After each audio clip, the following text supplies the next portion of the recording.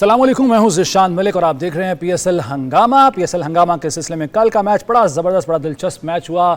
वैसे तो फतह हासिल की पेशावर ज़ल्मी ने लाहौर कलंदर्स पर, लेकिन असल में फातेह मैं अगर देखूं तो वो लाहौर के अवाम थे, क्योंकि ज़बरदस्त क्राउड, बड़ी तादाद में लोग यहाँ पर मैच देखने आए और सिर्फ लाहौर कलंदर्स की टीम को सपोर्ट नहीं किया बल्कि पेशावर ज़ल्मी को भी बराबर की ही सपोर्ट हासिल रही है कल की मैच में शायकीन की जानिब से, जो एक अच्छा साइन है। और ये नज़र आता है कि लाहौर के अवाम जो है वो किसी एक टीम को नहीं बल्कि क्रिकेट को सपोर्ट करते हैं, क्रिकेट से मोहब्बत करते हैं। तो एक बड़ा अच्छा मंजर देखने में आया और हम ये तवक्को करते हैं कि बाकी शहरों में जहाँ जहाँ मैचेस हो रहे हैं वहाँ भी क्रिकेट के शायकीन इसी बड़ी तादाद में आएँ और अपनी टीमों को या क्रिकेट को सपोर्ट करें।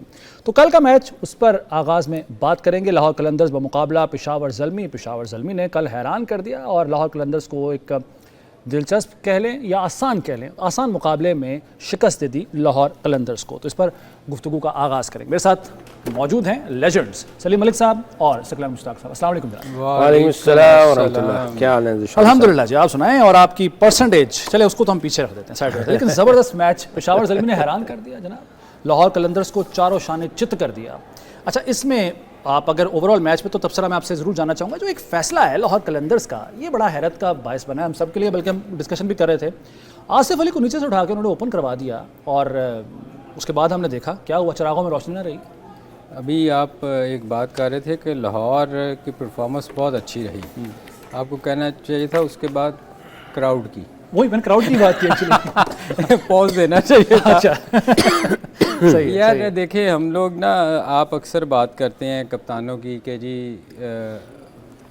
शहीन की कप्तानी की भी अक्सर बात की जाती है कि पाकिस्तान के लिए कप्तानी की भी उसने। जी, यहाँ से आप आप और करेंगे भी या वो यहाँ से अंदाज़ा लगा लेना आप कि आपको साइंस मिल रहे हैं, यानी कि आपको साइन यहाँ ऐसे ही पता चलता है ना। आप जब किसी भी प्लेयर को कप्तान बनाते हैं, ये सोचते हैं कि यार ये पाकिस्तान के लिए कप्तानी करेगा, तो उसकी जहाँ बहुत ज़्यादा प्रेशर नहीं होता वहाँ से आप चीज़ों को पिक करते हैं ना, किसी भी कप्तान की या किसी प्लेयर की। तो यहाँ से अंदाज़ा लगा लें कि फ़ख्र के होते हुए जो एक बहुत तेज़ बैटिंग करता है और आपके पास अब्दुल्ला शफीक ओपनर हो और आप उसको आसिफ को ओपन करवा दें, ये तो वो चीज़ें होती है। पिंच हिटर वो नीचे से उस वक्त भेजा जाता है जब आपको बहुत ज़्यादा स्कोर की ज़रूरत हो। बिल्कुल ठीक है। मतलब आपको तजर्बे करने की ज़रूरत नहीं है, पिछले मैच से तजर्बे कर रहे हैं आप। मैं पूछता हूँ एज ए ले मैन के आसिफ अली को क्यों ऊपर भिजवाया है? सही है। मतलब इसकी कोई तुक होनी चाहिए ना। आप शफीक के बजाय फ़ख्र तो वैसे ही उड़ा के रख देता, अगर वो चल जाए तो टीम वैसे ही वो तितर। और इसका सबसे ज़्यादा फ़ायदा आसिफ अली का नीचे होता है, जहाँ नया बॉल गुजर चुका होता है, पुरानी बॉल होती है, स्पिनर लगे होते हैं और वो बड़ी हिट मारता है। एग्जैक्टली। आप उसने पिछले मैच में कथा कलामी के लिए माजरत, लेकिन जो जस्टिफिकेशन दी जा रही है कप्तान की तरफ से, शाहीन अफरीदी की तरफ से, वो कहते हैं जी नईम की जगह लेकर आए हैं इसको, और चूंकि ये पहले ओपनिंग करता रहा है। अब मजे की बात, ये ओपनिंग अब नहीं, ये तकरीबन 8-9 साल पहले करता रहा है आसिफ अली, तो अब आके उसको ओपन करा दिया है। नईम की जगह लाना अपनी जगह पर। ये पाकिस्तान के लिए कहाँ खेलता रहा है? डोमेस्टिक लेवल पे डोमेस्टिक को छोड़ दे। आप देखें, जिस बंदे को आपने पाकिस्तान में खिलाना है, आप जब वो पाकिस्तान में आएगा क्या वन डाउन खेलेगा? बिल्कुल ठीक है, वो खेलेगा? नहीं खेल सकता, नहीं खेलेगा ना। नहीं खेल सकता। तो आप तो वो 6 नंबर 7वें नंबर पे आके उसने 1-2 मैचेस मुझे याद है 4 छक्के मार के जितवाए थे, तो आप उसको ज़ाया कर रहे हैं ना ऊपर भिजवा के। बिल्कुल ठीक है। और उसके बाद आप अब्दुल्ला शफीक जो बेचारा पाकिस्तान का ओपनर है, ओपन करता रहा है, आप उसको पीछे लेके जा रहे। ये किसी भी प्लेयर का कॉन्फिडेंस ख़राब करना हो ना, ये पिछले साल अब्दुल्ला शफीक के साथ पिछले साल भी ऐसे ही किया था कि आपने उसको वन डाउन करवाई, एक मैच में उसने 40-50 किया, उसके बाद 6 नंबर पे ले गई। और यही हाल तो नजर ये आया फिर आज देखें, किसी भी कप्तान का किसी प्लेयर को बनाना और ख़राब करना उसके हाथ में होता है। बिल्कुल ठीक है। उसके बाद आप मुझे ये बता दें, आपने कौन से 50-50 स्कोर किए हुए जो आप सिकंदर से ऊपर आ रहे हैं? पिछले मैच में आपका जो सबसे मेन प्लेयर था वो सिकंदर था, जिसने बहुत फेंटा लगाया। और इस मैच में भी अगर उसकी इनिंग निकाल दी जाए तो कुछ नहीं बचता, तो कुछ नहीं बचता। आपको चाहिए था कि सिकंदर को प्रमोट करें, जो आपका इन फॉर्म बैट्समैन है। आपको कोशिश तो ये होनी चाहिए किसी भी टीम की कि अगर इनफॉर्म बैट्समैन है तो आप उसको ऊपर भिजवाएं ताकि आपकी टीम की परफॉर्मेंस बेहतर हो सके। आप बिल्कुल ठीक कह रहे हैं। मैं इस्कलान मुश्ताक साहब से भी इसी पॉइंट पर बात करते हैं। इस्कलान साहब, ओवरऑल जो बैटिंग रही है लाहौर कलंदर्स की, और फिर जो जिस तरफ निशानदेही की है मलिक साहब ने भी कि शाहीन अफरीदी साहब सिकंदर से ऊपर आ रहे हैं और दोनों का फ़र्क हमें नज़र आ रहा है बैटिंग में, फिर आसिफ अली को ओपन करवाना, ये किस तरह का फैसला था? देखिए, आप किसी भी टूर्नामेंट में जाते हैं ना तो आपकी 3 चीज़ें देखी जाती हैं। प्रेपरेशन, फिर प्रेपरेशन के बाद आपकी प्लानिंग और स्ट्रेटजी क्या होती है। और अगर प्लानिंग नहीं है, स्ट्रेटजी नहीं है और आपकी प्रेपरेशन नहीं है, आप एक्सपेरिमेंटल चीज़ें कर रहे हैं, तो ये जो 3 चीज़ें जिसके ऊपर आपने दुनिया फतह करनी है वो आप नहीं कर पाएंगे। सही है। आपके प्लान्स नहीं है, आपकी प्रेपरेशन नहीं है, आपकी स्ट्रेटजी नहीं है, तो आपका कोई विजन भी नहीं होगा, डायरेक्शन भी नहीं होगी। अगर आप एक्सपेरिमेंटल चल रहे हैं तो फिर इफ़ एंड बट के ऊपर है, हो गया नहीं हुआ नहीं हुआ। ये तो जो है वो किसी भी, अगर आप ऑर्गेनाइजेशन में देख लें या आप अगर क्रिकेट के अंदर देख लें, अगर आप प्रेपरेशन नहीं है, प्लानिंग स्ट्रेटजी नहीं है, आप रिजल्ट नहीं दे सकेंगे। और एक्सपेरिमेंटल में चले जाएंगे तो आपको, क्योंकि आपका मिजाज एक्सपेरिमेंट वाला है, तो कभी भी क्लैरिटी नहीं होगी आपको, और टीम के अंदर भी क्लैरिटी नहीं रहेगी, क्योंकि किसी को भी पता नहीं कि मेरा रोल क्या है और मैंने किस तरह जाके एग्जीक्यूट करना है, मेरी डिमांड क्या है। तो हर बंदा जो है वो बिखरा रहेगा, सोचें बिखरी रहेंगी। देखिए, टीम उसको कहते हैं जिसकी सोच एक हो, जिसकी डायरेक्शन एक हो, जिसका विजन एक हो, जिनके रोल डिफाइन किए गए हों, उनके ऊपर लीडर हो, उनका प्लान बना हुआ, उनकी स्ट्रेटजी हो और उनके प्रोसेस बने हो, फ्रीक्वेंसी भी एक हो और जिनके दिल जुड़े हुए हों और वो एक डायरेक्शन में जा रहे हो, वो टीम बनती है। और जब सब कुछ बिखरा होगा ना तो कुछ भी नहीं समझ आ रहा। 5 मैचों के बाद तजुर्बे करने की नहीं, देखें, ये I think it's too many experiments. मैं तो ये जो हेड कोच इन्होंने रखा हुआ है रसल डोमिंगो, मेरा ख्याल है पहले तो डेरन गफ थे, उसके बाद इनको लेके आए। ये कब आए इन बेचारों को पता ही नहीं होगा। लास्ट मिनट में आया तो ये बेचारा सुन रहा होगा कि भाई किस तरह लेके चलनी है टीम, कौन था जो इस टीम को लेके जा रहा था, वो बस उन्हीं के बीच में जो है ना वो जी हजूरी कर रहा होगा। सही है। जाहिर है उसको सिस्टम का भी नहीं पता होगा। तो फिर बात वही आ गई कि जब आपकी प्रेपरेशन से ही नहीं होगी, हम प्रेपरेशन सिर्फ 11 खिलाड़ियों की समझ रहे होते हैं, प्रेपरेशन पीछे से शुरू होती है।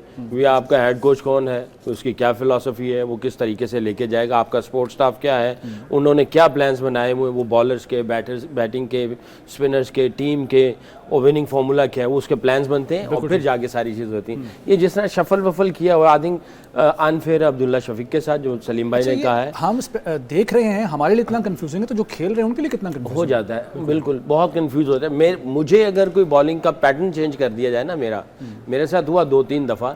मैं जाके कैप्टन के पास बैठता था और मैं कहता था कि आपने मेरा पैटर्न चेंज किया है, अब मुझे इसके लिए तैयार करना, अपना एक ज़हन बनाना है और उसके लिए मुझे अपने जो फॉर्मूला ढूंढना है कि इसको मैंने कैसे अप्लाई करना है। सही। ओपनर को मिडल ऑर्डर ले जाओगे तब प्रॉब्लम होगी, मिडल ऑर्डर ऊपर चला जाएगा प्रॉब्लम होगी।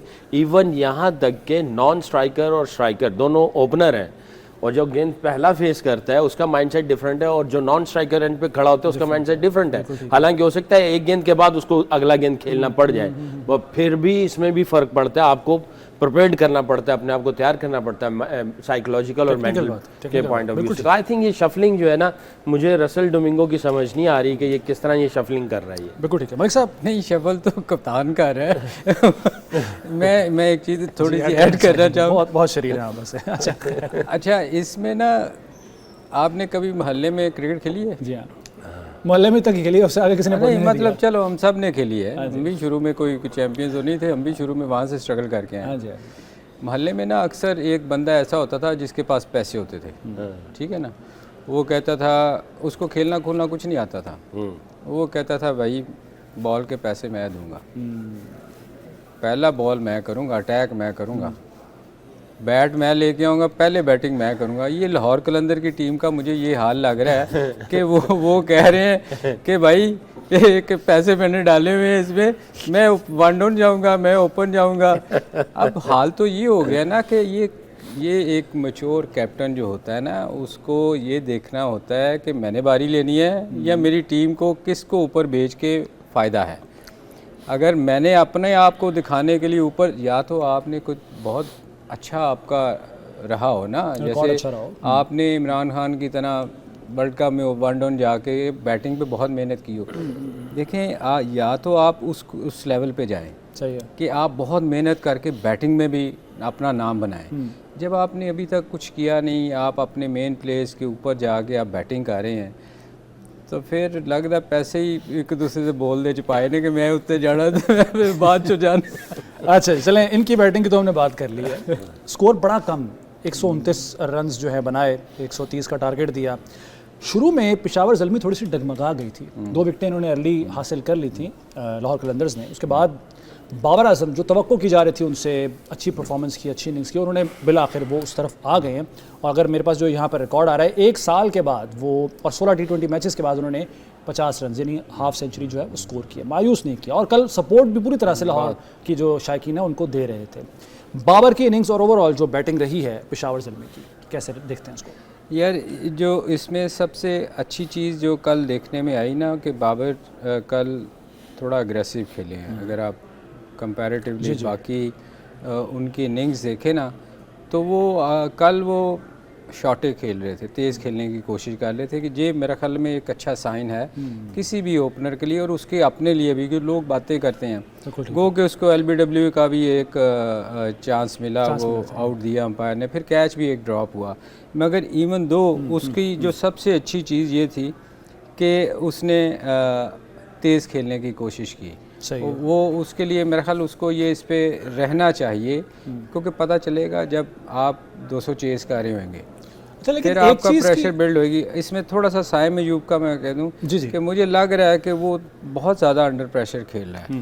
उसको अपनी परफॉर्मेंस पे मेरा ख्याल उसको ज़रूरत है बड़े 50 की, और ये मौका था, कम स्कोर था, उसको बारी लेके थोड़ा टाइम लेके खेलना चाहिए। अच्छा मलिक साहब, चूंकि आप बैट्समैन हैं, अब अगर आप बाबर की इनिंग्स की हम बात कर रहे हैं, 44 जो रन्स हैं उनके, वो 22 गेंदों पे हैं, वो जो जिस तरफ आपने भी इशारा किया, तेज़ उन्होंने इनिंग्स के लिए। बाकी की जो उनका जो स्कोर है, 8 स्कोर, वो उन्होंने बाकी गेंदों पर किया है। टोटल उन्होंने 42 गेंदें खेली हैं, 20 गेंदों पर किया। वो ये बाद में जाके स्लो क्यों हो गया आपके ख्याल? नहीं देखें, एक तो मैंने वही आपको कहा ना, जब 200 आपको चेज करना होगा ना, फिर आपका पता चलेगा। बिल्कुल ठीक है। फिर आपको स्ट्राइक रेट मेंटेन रखना पड़ेगा।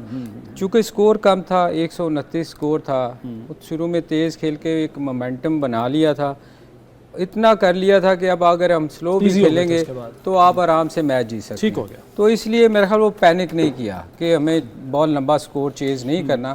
तो ये होना भी चाहिए। देखें मैंने बहुत सारे लोगों को देखा है, 5 स्कोर रह गया, 20 बॉलें पड़ी हैं, वो ऐसी ऊंची हिट मार के आउट हो जाते हैं। मुझे समझ नहीं आती कि ये क्यों करते हैं। बिल्कुल ठीक है। अच्छा सलाम भाई, अच्छी बात यह है बाबर की इनिंग्स में कॉन्फिडेंट तो वो नज़र आया, जैसे कि मलिक साहब भी कह रहे हैं। वो जो शॉट्स, कवर ड्राइव्स हैं उनकी, मिड ऑन पे वो खेलते हैं, जिस तरीके से स्पेशलिटी है जो उनकी, वो हमें वो कल बाबर वो वाला जिस की जो प्रेज़ होती है, जिसकी तारीफ़ होती है, वो नज़र आया हमें फील्ड में। जी उसकी क्लास तो है ही है, ये तो इसमें कोई शक नहीं है। जो कवर ड्राइव जो है उसका ट्रेडमार्क है, जिस तरह की वो शॉट खेलता है, मैं समझता हूँ दुनिया में ऐसा कोई बैट्समैन नहीं है जो इस तरह की शॉट खेले। इवन स्ट्रेट ड्राइव भी अच्छी खेलता है वो। बाकी जो है मेरा ख्याल है कि थोड़ा सा जो एंड में वो कंट्रोल हुआ है, मैं ये समझता हूँ, जो मैं मैच देख रहा था, हुसैन तलत उसके साथ खेल रहा था। तो आई थिंक दोनों ने अंदर बात की होगी, तो उसने कहा कि भाई हुसैन तल्लत को कि भाई तुम अपनी जो नॉर्मल इनिंग्स है या जो तुम्हारी गेम है तुम वो खेलो। तो अगर हुसैन तल्लत को आप देखते हैं तो वो काफ़ी अच्छा चल रहा था, यू नो फ्लो के साथ चल रहा था। तो उसने कहा कि चलो इसको जो है ना इसको मौका भी दे दिया जाए, या ये चल रहा है काम तो हम लोग जीत की तरफ ही जा रहे हैं। तो वो अपना उसने प्रॉब्ली 5वें गेयर से वो तीसरे चौथे में आ गया और हुसैन तल्लत अपने फ्लो में चलता चला गया। जो आप लोग बार बार कहते हैं कि कप्तान को अपनी इनिंग्स नहीं अपनी टीम की इनिंग्स की तरफ, तो मुझे ऐसा लगता है कि उस वक्त बाबर ने ये चाहा होगा या कहा होगा कि भी हुसैन थोड़ा सा और नॉक कर ले, ताकि इसका थोड़ा सा और यानी कॉन्फिडेंस भी आ जाए, कुछ रन्स भी आ जाएं, ताकि अगले मैचों के लिए भी फायदा हो जाए। और प्लस ये तो अपना काम कर चुका था, एंकर रोल भी कर दिया उसने, बेस भी बना दी, उसने शॉट्स भी दिखा दिया आपको, क्राउड भी खुश हो गया, और जो है वो बैट कैरी करके वो मैच जीत के वापस आ गए। बाकी जो साइम की बात हो रही है, इस प्रोग्राम से पहले हमारा जो बिल्डअप प्रोग्राम था उसमें मैंने कहा था कि जब भी कोई इंजर्ड होके आता है या ड्रॉप होके आता है या रेस्ट करके आता है, किसी वजह से किसी को जो रेस्ट दिया जाता है, तो कम से कम 5 से 8 मैच लगते हैं आपको वापस उस मोड में आने के, अपनी पूरे पोटेंशियल पे आने पे। पहले मैच में इसने 50 किया, उसके बाद थोड़ा सा रस्टी नज़र आना शुरू हुआ। तो मेरा ख्याल है कि जब इसके ऊपर जितनी एक्सपेक्टेशंस थी तो इसने भी अपने आप को उसी तरह का समझ लिया। बिल्कुल ठीक है, इसके अंदर जो पोटेंशियल था, जिस तरह का ये खिलाड़ी है, जिस तरह की इसने परफॉर्मेंस दी है जी। जब आप शुरू करते हैं तो आप उन्हीं बेसिक चीज़ों को फिर पकड़ते हैं जिसकी वजह से आप ऊपर गए थे। टाइम लग सकता है। हाँ जी, तो उसके लिए आपको टाइम लेना ही पड़ेगा। तो आप अपनी बेसिक पे रहते हुए, टाइम लेते हुए, जैसे सलीम भाई ने कहा, बेसिक पे रहे, टाइम लेते हुए जाए और करते करते फिर वो आपका जो मैक्सिमम जो आपका पोटेंशियल वो बाहर निकलेगा।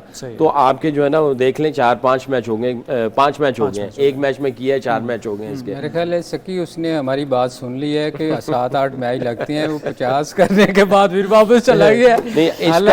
हालांकि सकी देखो ये बड़ा उसके लिए बहुत अच्छा मौका था कि वो जिस वापस आने के बाद उसको 50 रन मिल गए थे।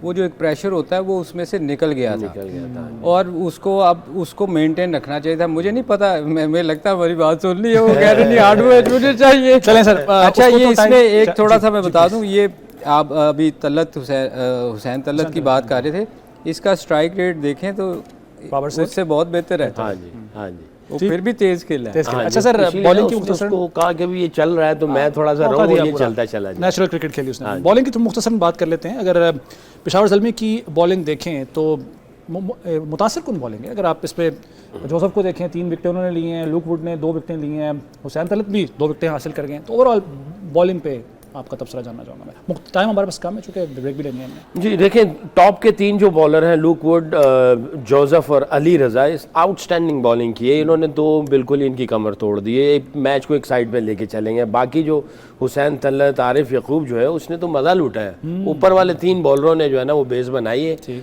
उन्होंने इनका सबका जो है ना टुकड़े किए, उड़ा के रख दिया है पेशावर ज़ल्मी को।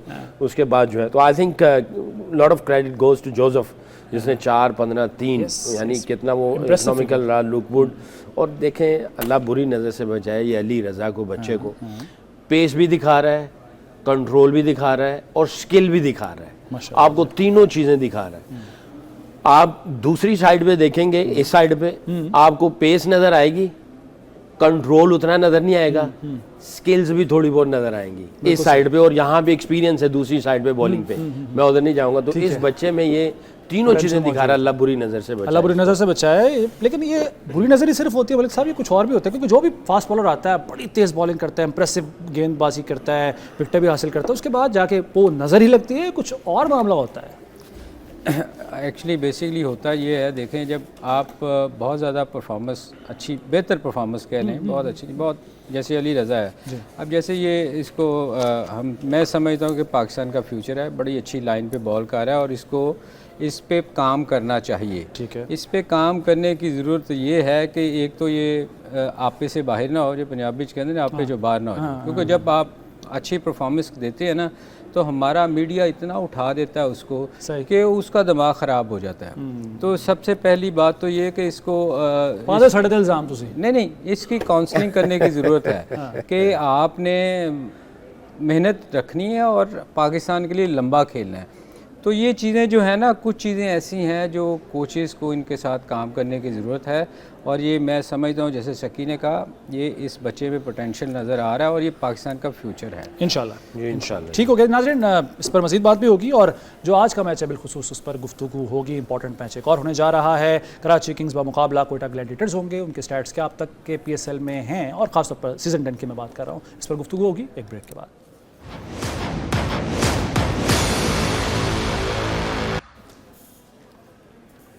एक बार फिर खुशामदीद कहते हैं आपको PSL हंगामा में। नाज़रीन, हम ब्रेक पर जाने से पहले बात कर रहे थे कल के मैच की, और जो परफॉर्मेंसेस दिखाई गई उन पर राय ले रहे थे अपने लेजेंड्स की, लेकिन इन लेजेंड्स की जो कारकर्दगी है उस पर हम बहुत कम बात करते हैं, हालांकि उसकी ज़्यादा ज़रूरत है, क्योंकि ये हमारा फ़ख्र है। अगर मैं याद करूं 1999 का वर्ल्ड कप जिसमें हैट्रिक स्कोर की थी जनाब सफियान मुश्ताक साहब ने, उस पर मैं चाहूँगा कि इनके तासुरात, इनके जज्बात हम जानें, क्योंकि हम तो बड़े खुश थे, ज़ाहिर है हमारे लिए फ़ख्र का मकाम था। और सलीम मलिक साहब की इनिंग्स को भी भुलाया नहीं जा सकता, फरामोश नहीं किया जा सकता। ऑस्ट्रेलिया के खिलाफ 1994 में 143 रन की इन्होंने एक इनिंग्स खेली थी। सर जी, वो जो इनिंग्स उस वक्त मुश्किल हालात होते थे, इस तरह से सोशल मीडिया नहीं था कि प्रमोशन ज़्यादा हो सकती, जिस तरह छोटी मोटी भी इनिंग्स होती है तो बात कहाँ से कहाँ पहुँच जाती है। आपको याद है 1994 की वो इनिंग्स ऑस्ट्रेलिया के खिलाफ 143 रन की? वो लाहौर में थी मेरा ख्याल। जी बिल्कुल। वो असल में हुआ ये था कि सुबह के टाइम ना हम स्ट्रगल, मैं आपको बताऊं, उस मैच में हमने बड़ा स्ट्रगल किया, इवन पिंडी में भी किया, वहाँ भी मैंने 237 हाईएस्ट स्कोर। जी जी जी जी माशाल्लाह। दोनों इनिंग में हम फॉलो ऑन हुए थे। लाहौर में भी हुआ ये कि सुबह के टाइम वसीम अनफिट थे, तो वकार ने भी सुबह के टाइम कहा कि जी मैं तो खेल नहीं सकता। अब आप सोचो, सुबह के टाइम टॉस होने से आधा घंटा पहले हमें समझ ना आए कि किसको खिलाएं, 3 फास्ट बॉलर थे। फिर मुझे याद है कि मोहसिन कमाल को, वो सामने ही उसका घर था, तो हमने सुबह सुबह फ़ोन करके उसको बुलाया था और दूसरा फास्ट बॉलर खिलाया। हम फॉलो ऑन हो गए क्योंकि हमारी बॉलिंग नहीं थी। तो वो शेन वॉन उस वक़्त पीक पे था, तो हमने फिर वो मैंने और आमिर सुहेल ने, मुझे याद है कि उसने 100 किया था और मैंने पहले इनिंग में शायद 75 किया, दूसरी में और सेकंड में 41-43 करके हमने मैच वो पाकिस्तान को बचाया। इसी तरह पिंडी में भी यही हुआ था। अच्छा, कि हम स्ट्रगल कर रहे थे, तो उसको भी, उस मैच को भी मैंने 237 किया था और हम आगे लगे, हार रहे थे मैच, और वो भी हमने ड्रॉ किया था, मैच जीते। फिर कराची हम जीते थे उनके खिलाफ। जबरदस्त। तो वो उस सीरीज़ में मेरी वैसे बहुत ज़्यादा स्कोर था, क्योंकि वो शेन वॉन तो पकड़ा ही नहीं जाता था वो किसी से, वो इतनी, मगर ये था कि वो सीरीज़ बहुत अच्छी गई थी हमारी। ज़बरदस्त। ये ऐसी इनिंग्स हैं, वो मैं याद बहुत ज़्यादा रखते हैं। तारीफ़ें नहीं से मुझे अच्छा ही नहीं लगता। नहीं, सर हमें अच्छा लगता है, हमें वो याद करना। बस वो अच्छा टाइम था जी, अच्छा हो गया। बेहतरीन टाइम था पाकिस्तान क्रिकेट का, एक तरह से अगर कहा जाए उरूज था। अब तो चलें, खैर इस पर फिर कभी बात कर लेंगे। 1999 का वर्ल्ड कप, इसका मैं आपको बताता हूँ ना। प्लीज़, ये प्लीज़, जब इन्होंने इस मैच में वो परफॉर्मेंस दी 143 वाली, तो मैं अपने वाले साहब के साथ बैठा हुआ था। पैनासोनिक का छोटा सा रेडियो था, अच्छा कमेंट्री सुन रहे थे, अच्छा, और बस वो सलीम मलिक ही हो रहा था। वाह, यानी वो सारा दिन इन्हीं की तारीफ चल रही थी। तो इमेजिन करें, एक यंग लड़का वाले साहब के साथ बैठे हुए हैं और इनका नाम चल रहा है पूरा दिन। तो ब्रेनस्टॉर्मिंग हो रही है, आपके दिमाग के अंदर एक हीरोइज्म बन रहा है कि यार ये ऑस्ट्रेलिया को, पूरी ऑस्ट्रेलियन टीम को एक ही बंदा है जो फाइट कर रहा है, लड़ रहा है, फॉलो ऑन हो गया है, मैच बचाया जा रहा है। और सारा दिन जो है हम लोग ग्लू होके बैठे हुए हैं, और छत पे हम लोग बैठे हुए थे और साथ में मोहल्लेदार भी आ गए, और वो रेडियो लगा हुआ है और छत के ऊपर ही खाना खाया जा रहा है। और मेरा ख्याल है कम अज़ कम जो है वो पूरे दिन में कुछ 200-250 दफ़ा सलीम मलिक चल रहा था। तो हमारे कानों में ये जो है ना आवाज़ें चलती नाम गूंजता रहा। तो हम लोग जो इस तरह जो क्रिकेट लवर्स होते हैं, जो यंग लड़के होते हैं, जब वो सुनते हैं तो उनके अंदर भी एक तमन्ना पैदा होती है फिर यार कि यार जिस तरह इन्होंने किया हम भी करें। सोचा था उस वक्त कि जिस नाम को बार बार सुन रहे हैं उनके साथ खेलने का मौका बाद में? मैं आपको बताता हूँ कि यही चीज़ें होती हैं जो आपके अंदर एक रोशनी, चिराग जला देती है कि यार हम भी कुछ करना चाहेंगे, हमें भी ऐसा करना चाहिए अपने मुल्क के लिए। तो वो मैच जो था हमने छत पे बैठ के ज़बरदस्त रेडियो पे सुना और इनके नाम सुनते रहे। अच्छा, उसके कुछ अरसे के बाद, कुछ साल के बाद, जो 1999 के वर्ल्ड कप में आपने हैट्रिक स्कोर की जिम्बाब्वे के अगेंस्ट। हैट्रिक बजाते खुद कितना मुश्किल, क्योंकि 2 विकेटें ले ली आपने। जाहिर अगले बैट्समैन की कोशिश होती है मैं स्कोर ना भी करूं, मैंने आउट नहीं होना है, और 2 हैट्रिक्स टोटल आपकी हैं। लेकिन मैं वर्ल्ड कप की इसलिए बार बार कह रहा हूँ कि वर्ल्ड कप में हैट्रिक करना बहुत बड़ी बात है। मैं सेकंड स्पेल में आया था, पहले स्पेल में हमने काफ़ी मैच हमारे हाथ में आ चुका था। तो मैं अजहर महमूद से बात कर रहा था, मेरे से पहले उसकी ओवर्स चल रहे थे। तो मैंने उसको कहा, मैंने कहा यार अंजू कैसा जा रहा है? कह रहा है यार मेरा हैमस्ट्रिंग थोड़ा खिंच रहा है। तो मैंने कहा अच्छा। तो मैंने कहा फिर ज़बरदस्ती ना कर, वर्ल्ड कप में जा रहे हैं और अगले मैचेस में हमने जाना है, तो ऐसे ज़बरदस्ती करेगा, ये निगल इंजरी में चला गया, तुम टीम से बाहर ना हो जाओ। तो मेरी और उसकी डिस्कशंस हो रही थी ऐसे। मैंने कहा मैं खुद नहीं कुछ कहूँगा, ये ना हो कि कोई ये कह दे कि यार ये लालची है, ये खुद आना चाह रहा है, ओवर कराना चाह रहा है। मैंने कहा देख तुमने खुद असेस करना है, क्योंकि हम दोनों अंडर 19 इकट्ठे खेले हुए थे, तो वाइल प्लेइंग आप ये चीज़ें असेस कर रहे होते हैं। तो अजहर ने कहा यार 1 ओवर और कर लो। मैंने कहा देख ले, जोर ना लगाएं इतना ज़्यादा। फिर मैंने कहा देख तेरी कॉल है, मैं ऐसे तुम्हें कह रहा हूँ, मैं तो आगे देख रहा हूँ। अच्छा वो ब्रेक लेना है तो ब्रेक ले लेते हैं, आप ब्रेक लेके मुकम्मल कर लें अपनी बात। Anyway long story cut in short, जब मैं आया दोबारा स्पेल करने के लिए अजहर महमूद के बाद, देखिए जब आपकी हैट्रिक होती है ना, जैसे मैं अक्सर कहता हूँ कि मेरा ये फॉर्मूला था, इंटेंशन, इमेजिनेशन, एग्जीक्यूशन, ऑब्जर्वेशन। तो मेरी जो नीयत थी पहले गेंद की, वो मैंने उसको प्रोसेस को कंप्लीट किया। दूसरा गेंद प्रोसेस ऐसे बनाया ही था तो दूसरे में भी पता था कि ये ऐसे आउट होगा, और तीसरे गेंद पे भी पहले से ही आपके घंटी बजनी शुरू हो जाती है कि आपको विकेट मिलेगी, आपकी फीलिंग बन जाती है। और वो फीलिंग जो है और वो मिर्च फीलिंग रिकॉर्ड बनी की और शक्ल अल्लाह में ने वो नजर इज्जत दे दी। माशाल्लाह माशाल्लाह। चलिए नाज़रीन, एक ब्रेक का वक्त हुआ है, ब्रेक के बाद वापस आते हैं, बात करते हैं।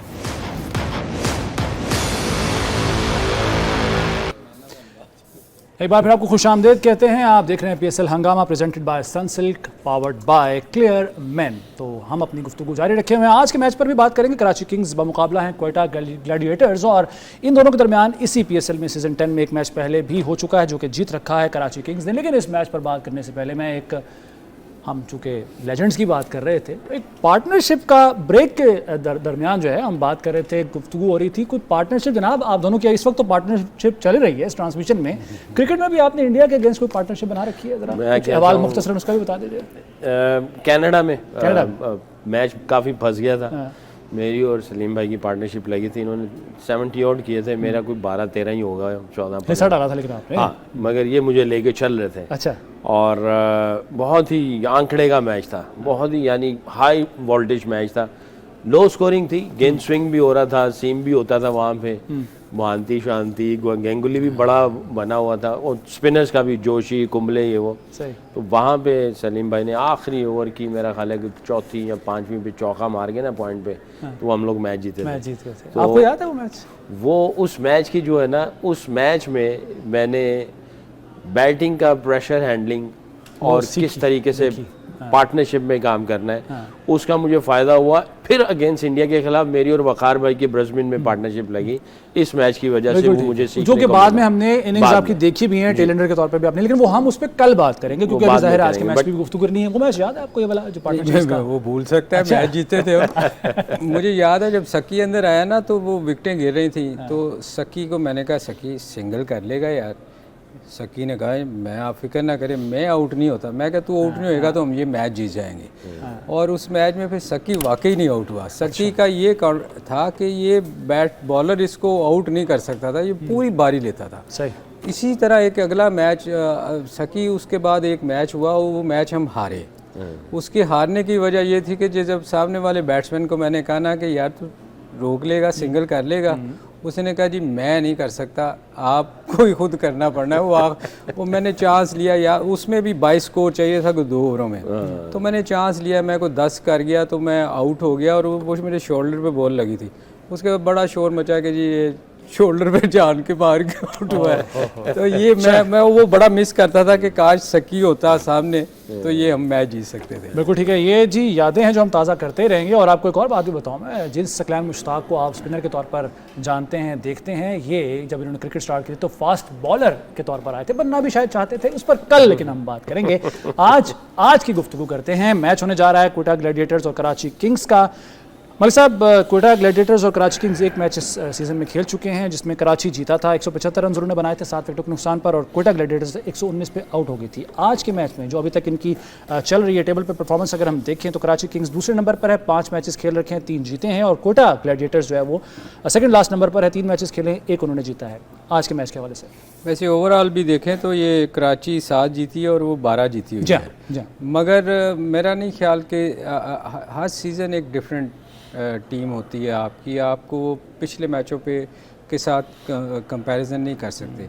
तो मेरा ख्याल है क्वेटा स्टार्ट तो उन्होंने बड़ा अच्छा लिया था, मगर मुझे नहीं लग रहा कि वो इतना अच्छा इस सीज़न में खेल रही है। उनका कम्बिनेशन मुझे कुछ समझ नहीं आ रहा। उनके आप देखें अभी उन्होंने ख्वाजा को फिर खिलाया जो पिछले साल बड़ा अच्छा 150 किया था उसने, मगर ओवरऑल अगर देखें रॉसो उनका कोई स्कोर नहीं कर रहा, जिन पे वो मेन जो पिछले कई सीज़न से स्कोर कर रहा था। मेरा ख्याल ये ऑलमोस्ट कुछ प्लेयर ऐसे होते हैं फिर वो वेटरन की तरफ जाना शुरू हो जाते हैं ना, तो वो उनकी परफॉर्मेंस शायद वो नहीं रहती।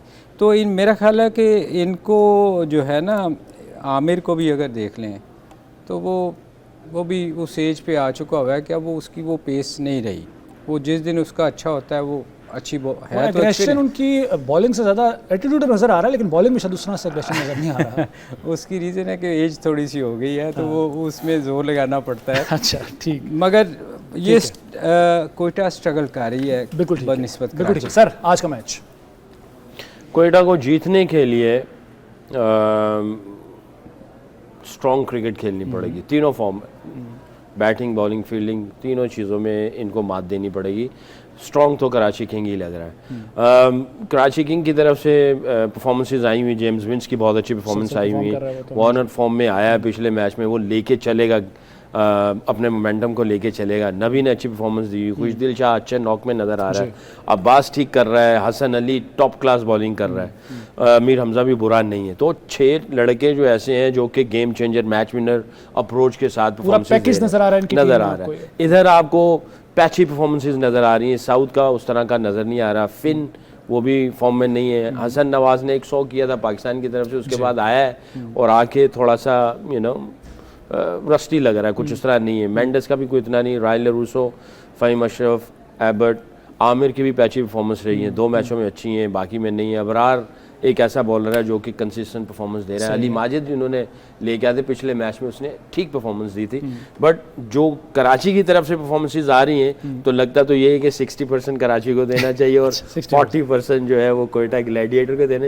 ये नेवर नो, T20 है, इसमें किसी वक्त भी। हाँ, दोनों की कप्तानी को आप किस तरह से देखिए, डेविड वार्नर जो है वो ऑस्ट्रेलियन माइंडसेट है और उसकी कप्तानी जो है वो कदरे बेहतर है साउथ शकील से। वो नया है, इस फॉर्मेट में आया है, बट उसने उसके कुछ फैसले तगड़े और काफ़ी पॉजिटिव हैं डेविड वार्नर। सही सर, आज तो ये 60-40 सिक्टर मैंने कह दिया, आपकी परसेंटेज क्या है जी आज के मैच के लिए? और दूसरा मैं कप्तानी पे आपसे भी जानना चाहूँगा। यार ये इसमें कोई शक नहीं कि सकीन है, मेरा ख्याल है कि मुझे कोयटा थोड़ी बेहतर टीम आपको बेहतर नजर आ रही है, और इसके बावजूद वो मैच हार चुके हैं कराची किंग्स से, इसके बावजूद आपको लग रहा है कोयटा नहीं, कराची, सॉरी कराची मुझे, मैं तो पहले भी कह चुका था, अच्छा सॉरी कराची ऑब्वियसली बहुत बेहतर टीम है, कराची बेहतर टीम है। और कप्तानी का जहाँ तक ताल्लुक है तो डेविड वार्नर का और उसका यंगस्टर है, वो इतना एक्सपीरियंस प्लेयर है, ठीक, कोई मैच नहीं है। बिल्कुल ठीक है जी। कराची किंग्स जो है वो बेहतर पोजीशन में है हमारे पैनलिस्ट के मुताबिक। बहरहाल वक्त खत्म हो गया है, इजाज़त दीजिए PSL हंगामा से, अल्लाह हाफ़िज़।